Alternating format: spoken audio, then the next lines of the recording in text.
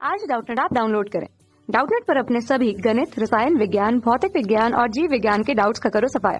बस प्रश्न की फोटो खींचो, एक ही प्रश्न को क्रॉप करो और तुरंत वीडियो सोल्यूशन पाओ। अभी डाउनलोड करें। प्रश्न हमें दिया है कि 70 सेंटीमीटर लंबी और 4 किलोग्राम द्रव्यमान की धातु की छड़ दोनों सिरों से 10 सेंटीमीटर दूर पर रखे दो क्षुरधारों पर टिकी हुई है। इसके एक सिरे पर 40 सेंटीमीटर की दूरी पर 6 किलोग्राम द्रव्यमान का भार उस पर लटका हुआ है।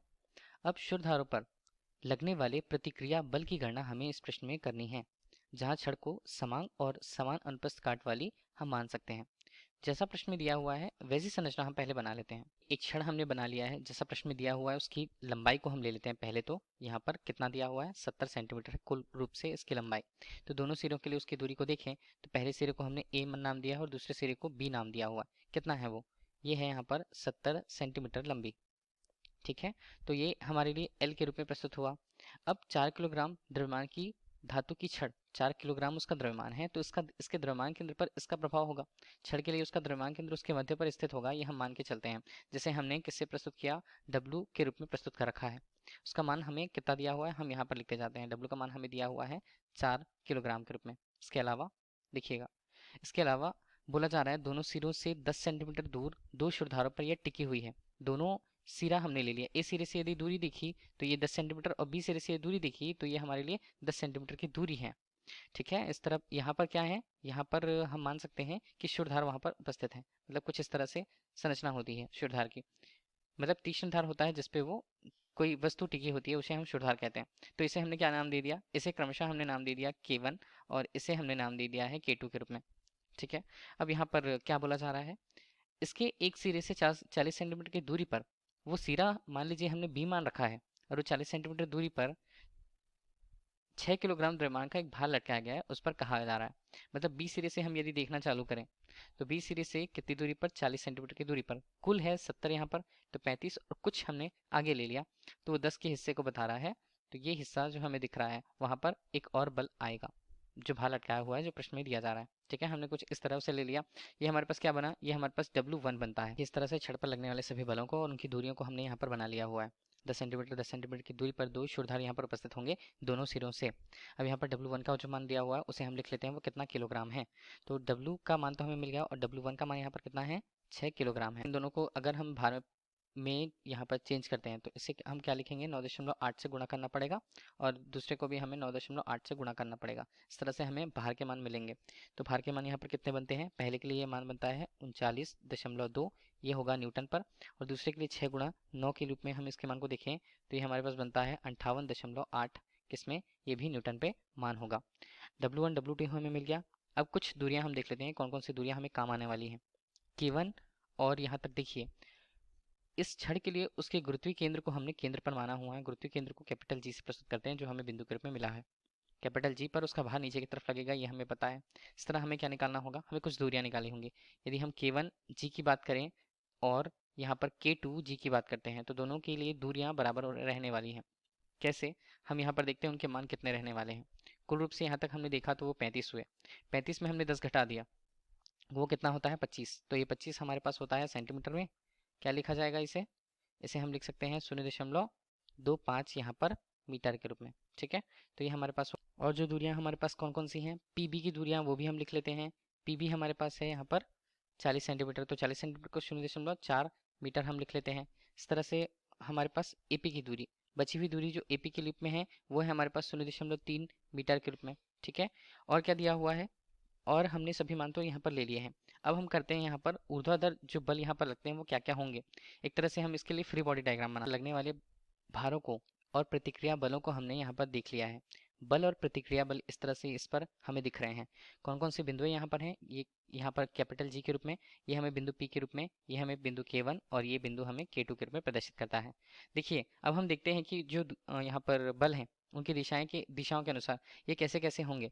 तो ऊपर जाने की दिशा को हम धनात्मक लेते हैं R1 धन R2 के रूप में, और ऋणात्मक हम किससे लेंगे, यहाँ पर होगा W1 धन W के ऊपर होंगे। और W1 और W का मान हमें देखना है, तो देखिए ये किस में होगा, 39.2, ये होगा न्यूटन में, और यहाँ पर भी 58.8, ये भी किस में होगा, न्यूटन पे। तो कुल रूप से R1 और R2 दोनों प्रतिक्रिया बलों के लिए उसका योगफल का मान कितना आने वाला है, वो हमारे पास आता है 98 न्यूटन के रूप में। ठीक है, इस तरह हमें R1 R2 के मान मिल गए हैं। अब हम इसके मान को देखें, मतलब जी के परितः, तो बिंदु जी के परितः अब हम क्या देखने वाले हैं, इनके लिए जी के परितः सभी बलों का आघूर्ण हम देखने वाले हैं, तो इसे हम आघूर्ण कहते हैं। तो बलों का आघूर्ण हम कह सकते हैं, जी के परितः आघूर्ण हमें निकालना है, तो हमें कौन कौन से बल दिख रहे हैं।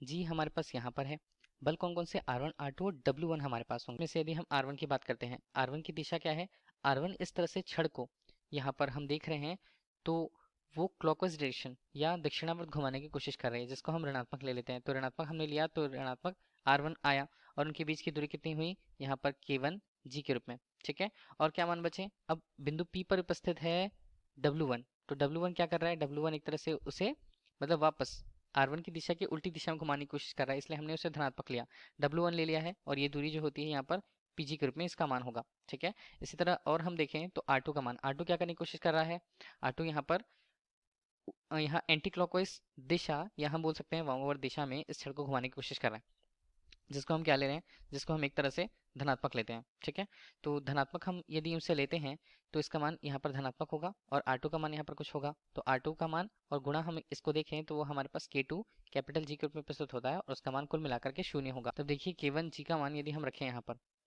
तो उनकी दूरियां हमने ले ली थी 0.25 मीटर थे, तो मान यहाँ पर रखते हैं 0.25 यहाँ पर मीटर के रूप में, और यहाँ पर बनता है R1, और ये ऋणात्मक मान इस पर होगा।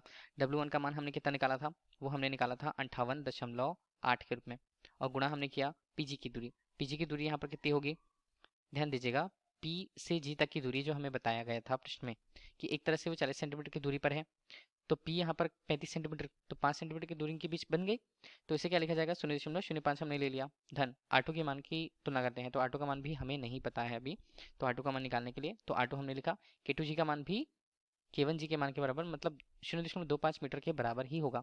इस तरह से हमने इसे हल किया, तो हल करने पर देखिए R1 R2 के मान किस तरह से बनते हैं, यहाँ पर हमने R2 लिया और ऋण R1 लिया, और उभयनिष्ठ क्या ले लिया यहाँ पर 0.25 बराबर किसके है, ये है 58.8 गुणा 0.05 के रूप में। इस तरह से हमें R2 ऋण R1 का मान कितना मिलता है, देखिएगा, इसे हमने हल किया तो इसका मान हमारे पास मिलता है 11.76 के रूप में। मान हमें न्यूटन में प्राप्त होगा, तो हमने इसे न्यूटन ले लिया है। ठीक है, अब यहाँ पर हम और कुछ मान देखते हैं क्या, R1 R2 का मान, R1 धन R2 और R1 ऋण R2 के रूप में, R2 ऋण R1 के रूप में हमें इसके मान मिल गए हैं। तो दोनों समीकरण को नाम दे देते हैं क्रमशः समीकरण 1 और समीकरण 2। अब देखिए इनकी तुलना की जाएगी, तो समीकरण 1 और समीकरण 2 की तुलना हम करें तो देखिए हल करते हैं तो हमें मान क्या मिलता है, हमें मिलता है 2R1 के रूप में। पहले समीकरण में हमने यदि R2 के मान को रखा हुआ है, ठीक है, R2 के मान को रख दिया तो R1 के रूप में आएगा, और इसका मान बनता है यहाँ पर 109.76 के रूप में। इस तरह R1 का मान हमारे पास कितना बनेगा, R1 का मान हमारे पास बनता है 54.88, ये किसमें होगा, तो इसे हमने लगभग ले लिया, लगभग मान के लिए इसके मान को हम 55 बोल सकते हैं, तो 55 न्यूटन के रूप में हमें R1 का मान मिलता है। उसी तरह R1 का मान तो हमें मिल गया, कोई भी एक समीकरण पर हम अब यदि इसके मान को देखें तो हमारे पास 2R2 के रूप में भी इसका मान यदि हम देखते हैं तो कितना आता है 86.24 के रूप में। तो R2 का मान इस तरह कितना होगा, R2 का मान हल करने के बाद हमें मिलता है 43.12, ये किसमें होगा, न्यूटन में। तो इसे और क्या लिखा जा सकता है, इसे हम लिख सकते हैं 43 न्यूटन के रूप में। ठीक है, यही इस प्रश्न का उत्तर होगा जो हमसे पूछा जा रहा था। धन्यवाद। कक्षा 6 से 12वीं से लेकर नीट, IIT, JEE वो एडवांस के लेवल तक 1 करोड़ से ज्यादा छात्रों का भरोसा। आज ही डाउनलोड करें डाउटनेट ऐप या व्हाट्सएप करें अपने सारे डाउट्स 8400 400 400 पर।